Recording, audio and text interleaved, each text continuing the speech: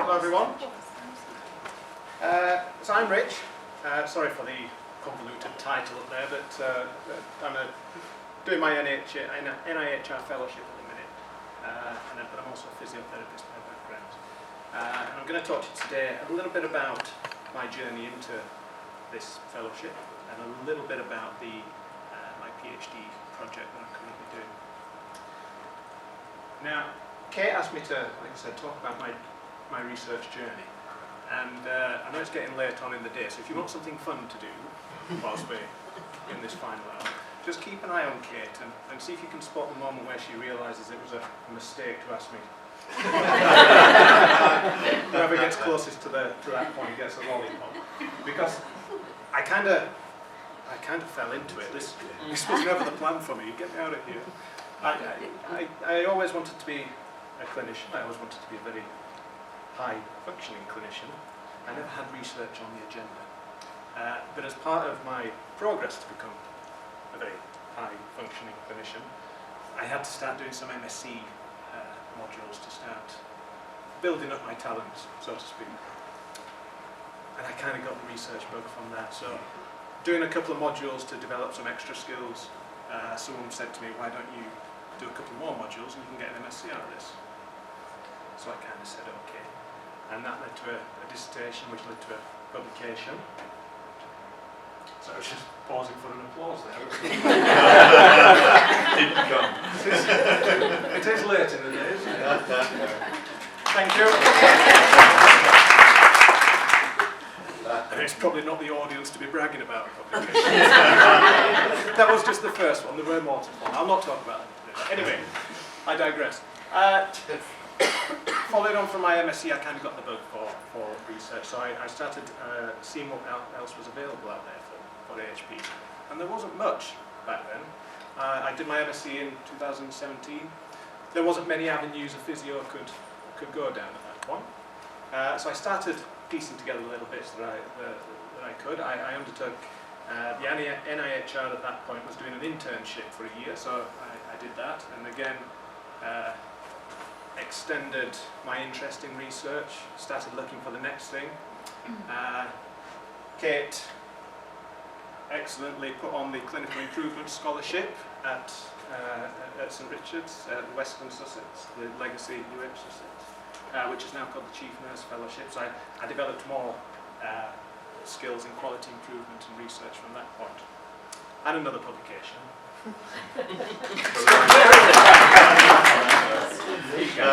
It was another two actually, but let's not. And following that, with a lot of encouragement from Kate and other people, I then decided that it was time to take a step and move towards doing a PhD. And after working things through for a little bit, I eventually ended up going down the NIHR route. But in the build-up to that, I was looking at things like stroke associations or charitable organisations to. But they didn't have enough money for me. So I took the NIHR route. So there's lots of pictures on this. I'm doing, my research involves some work with people with communication difficulties. So all my work is aphasia friendly. So lots of pictures. So one of the pros of doing the NIHR route, they give you lots of money. Fantastic. An unlimited budget for those interested in going down here. You can bid for what you like. Which also included an overseas trip, should you wish to go anywhere. I managed to get a trip to Australia. I've not been yet. In fact, I might change it to Canada. Depending on, yeah, Canada. Oh, yeah. Yeah, so they do, within the budget, within your fellowship, you get an overseas trip as well. A bespoke training budget I've got access to, so I can develop my research skills. The good thing about the fellowship that I'm doing is that it's a clinical academic fellowship, so as well as the academia, there's the development in clinical skills, so I have budget as well to advance my practice in the clinical field. One of the biggest benefits of doing it is having the time. So at the minute, the fellowship gives me a full-time, it's my full-time job, but I'm still 20% able to reach in and do some clinical work so that my research is grounded within the patients that I'm hoping to help. And one of the good things with the NIHR is when you get on their ladder, it helps you get on to the next stage and on to the next stage. So I'm very pro the NIHR fellowship, and I don't think, what's the opposite of punching above our weight? Punching below our weight in Sussex. We don't have enough of certainly AHPs doing the NIHR route in Sussex, compared to some of the other areas of the country. And if you look at those other areas of the country, they have much better clinical academic infrastructure within their health services. So places like North West. My supervisor is at the University of Central Lancashire. She's a professor who works in a hospital as well as a university, bridging that gap. So my advice to any bigwigs and movers and shakers in the room, if we want more NIHR fellowships, let's have a look at the infrastructure of our clinical academic stuff. Now, I wouldn't be an academic as much as I want more people, and AHPs specifically, as well as nurses. Doing this route, I wouldn't be an academic if I didn't tell you there were some downsides to it. So they make you jump through a lot of hoops. It's very hard. It took me about 2 years to develop the application to get the fellowship.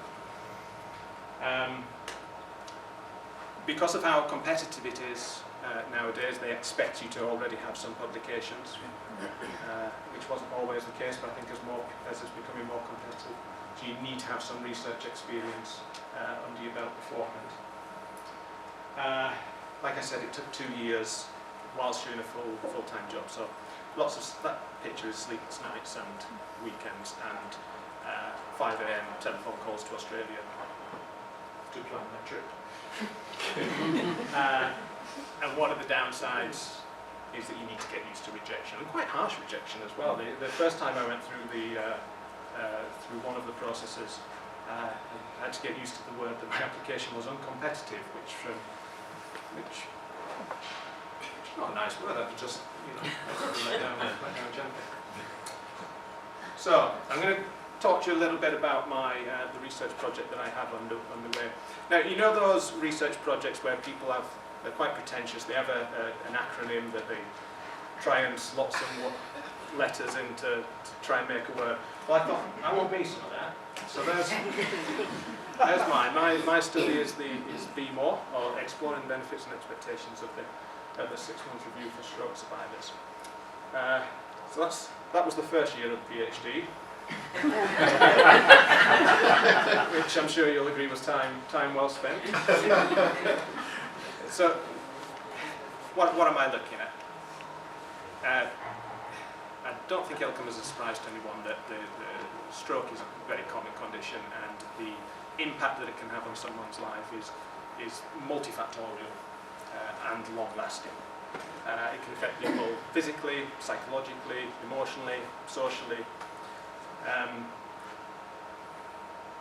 And one of the things that stroke survivors say is that when they come out of NHS services, they feel lost, they feel abandoned, they feel like they've just been left in the lurch. As well as that, a lot of we know from research that people have a high number of unmet needs. You hear this term a lot, unmet needs. So that's problems that they have ongoing that just aren't being sorted out by the healthcare service. So national guidelines talk about all stroke survivors having a review of those needs at 6 months, conveniently termed the 6-month review. But the problem with it is that national guidelines only say that it should happen. It doesn't say anything about how it should happen, who should do it, what are the outcomes of it. And it's one of those things that we've put in guidelines without really having any research to back it up. So part of my project is to start looking at what's currently happening within the 6-month review, and why are we doing it this way, with the hope that in the future we can start thinking about how we're going to improve it.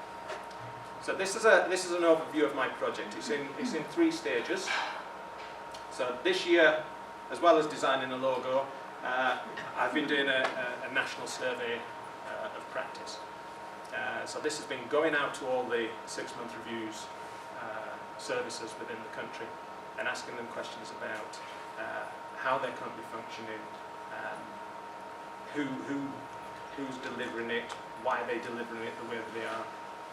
There's information within the survey about any health inequalities that people feel are apparent, but it also asks them about the purpose and the benefits of what they think the purpose and the benefits of the 6-month review is. Now, we're still analysing the results. I haven't finalised those results of the survey at the minute. We're currently writing that up. But what we have found is that, as expected, there's lots of variation across the country in how the 6-month review service is delivered. That was expected. What we also looked at was what that variation was associated with. And what we found is that the variation is what we've deemed as unwarranted. Is much more associated with who is the provider organisation of the 6-month review service, rather than socio-demographic factors. So one of the things we'd hope to see in our healthcare services is that we mould our services in response to the needs of our population.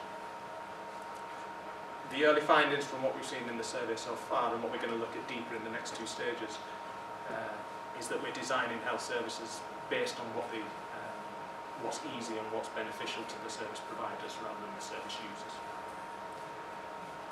So the second stage, which we're going to be doing this year, is a multiple case study analysis, where we're going to go and look at some of these services in a little bit more detail. It's going to be more of a qualitative study, and then in the final leg, we're going to synthesize that information together and think about how things can be improved in the hope that we can get this something sorted in national guidelines. And that's me in a nutshell.